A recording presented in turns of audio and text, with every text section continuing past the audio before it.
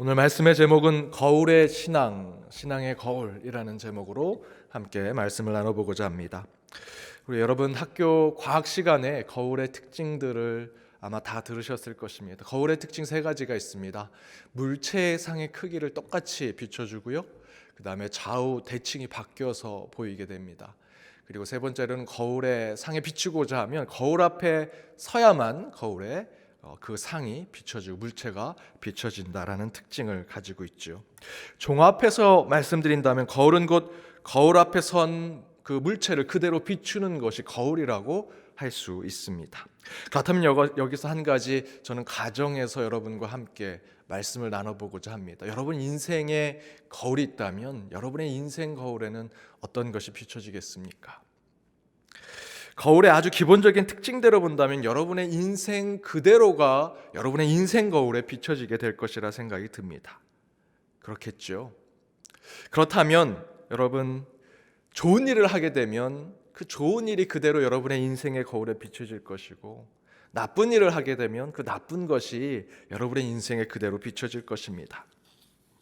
그럼 여러분 신앙에도 이런 신앙의 거울의 신앙이 있다면 그 신앙도 어김없이 우리의 모습, 우리의 신앙이 있는 그대로 비춰지게 될 것입니다. 빛 가운데 있는 자는 빛 가운데 있는 자의 모습을 그대로 비춰질 것이고 어둠 가운데 있는 자는 어둠에 있는 그 모습 그대로 그 신앙의 거울 가운데 비춰질 것입니다.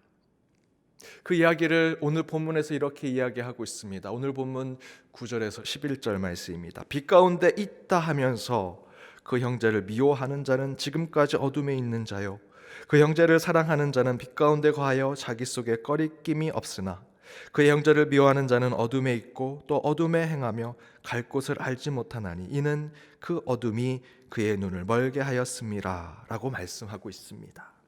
9절에서 빛 가운데 있다 하면서 형제를 미워하면 실제로 그는 어둠에 있는 자라고 이야기하죠. 그래서 10절과 11절에서 형제를 사랑하는 사람들은 빛 속에 있는 사람들이고 자기 속에 꺼리낌이 없다 곧 죄가 없는 자가 될 것이라고 증거합니다. 그러나 11절에서 형제를 미워하는 자는 어둠 속에 있는 자요 그 어둠 속에서 살았기 때문에 그 어둠 속에 눈이 가려져 어디로 갈지 모르는 인생이 될 것이라고 설명하고 있습니다.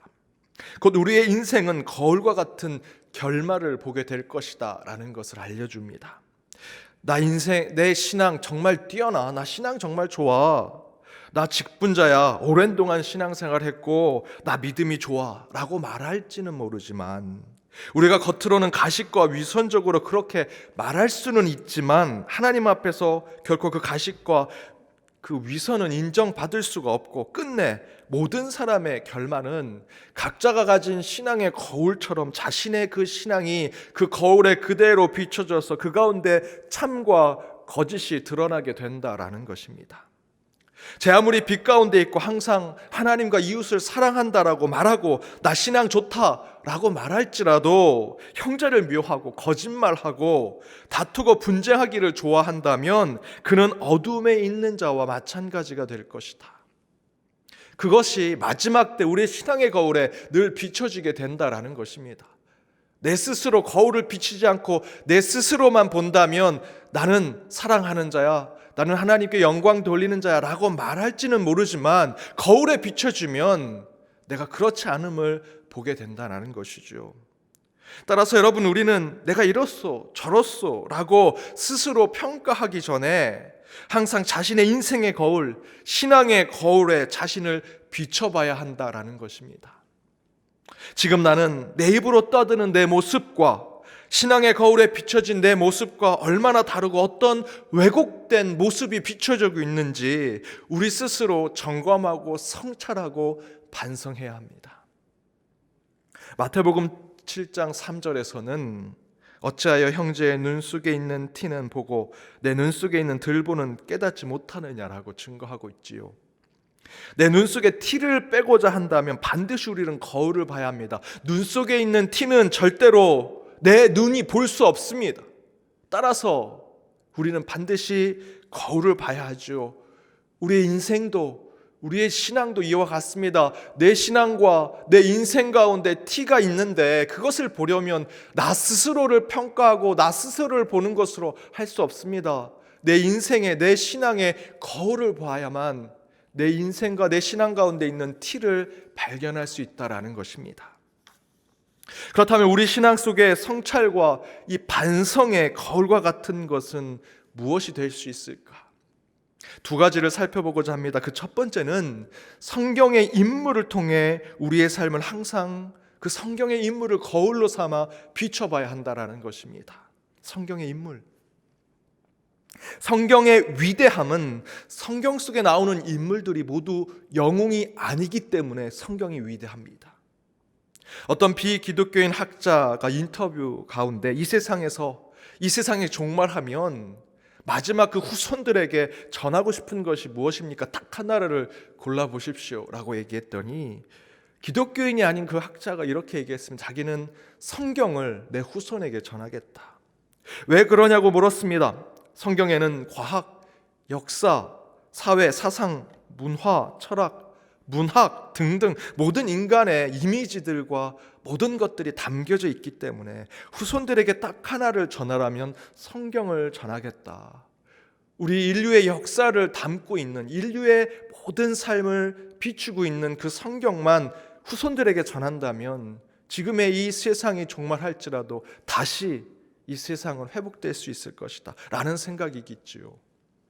실제로 1971년 2월 미국의 우주선 아폴로 14호는 달나라에 성경책을 가져갔습니다.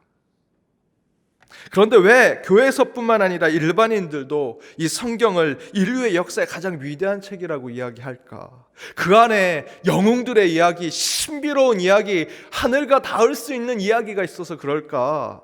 아니죠. 그 안에는요, 평범하고 보편적이며 일반적인 인간의 이야기가 담겨져 있기 때문입니다.